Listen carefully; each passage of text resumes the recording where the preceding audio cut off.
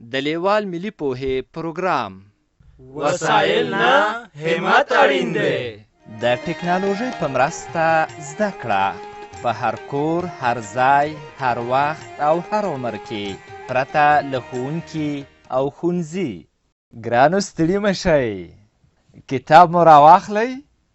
دا د کتاب مخ دی. دا شنه ونه ګورئ،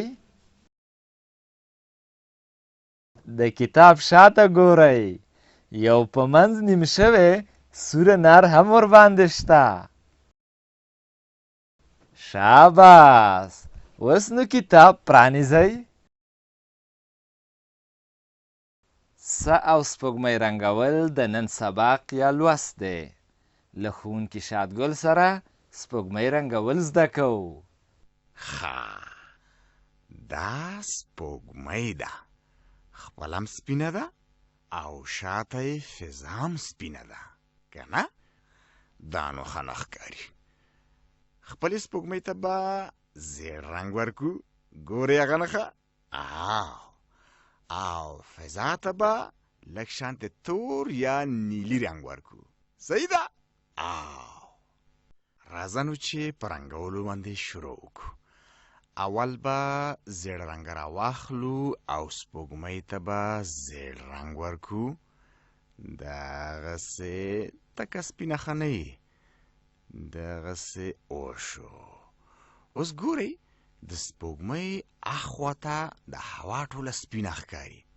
دا ښه نه ده که نه؟ راځئ نه چې دینه شپه جوړه کړو. دغسې دا خړه رنګه، دغسې لږ نیلي رنګ دی که نه، چې دا سپوږمۍ پکې ښه ښکاره شي.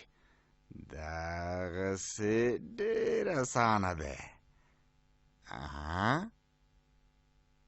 لږ زیات پاتې دی.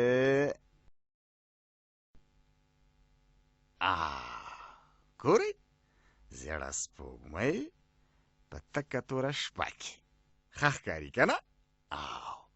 دا به د میاشتې 4مه که 5مه وي که نه؟ سپوږمۍ رنګول دې زده کړل، اوس د س توری رنګوو. دا ټکي ټکي س توری لیکل شوی چې په سر کې یې د سره رنګ ټکی ایښودل شوی.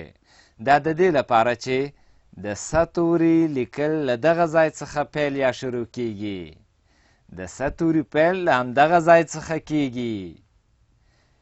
د س توري ته سین هم وایي.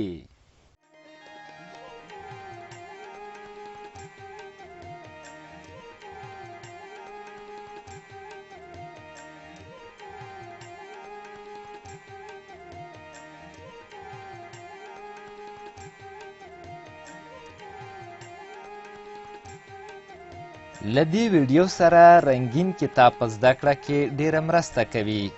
د کتاب ترلاسي لپاره پته ده LLS@leval.com 003 280 د نورو معلوماتو لپاره لیوال د لرې ښوونځي تګلاره وګورئ.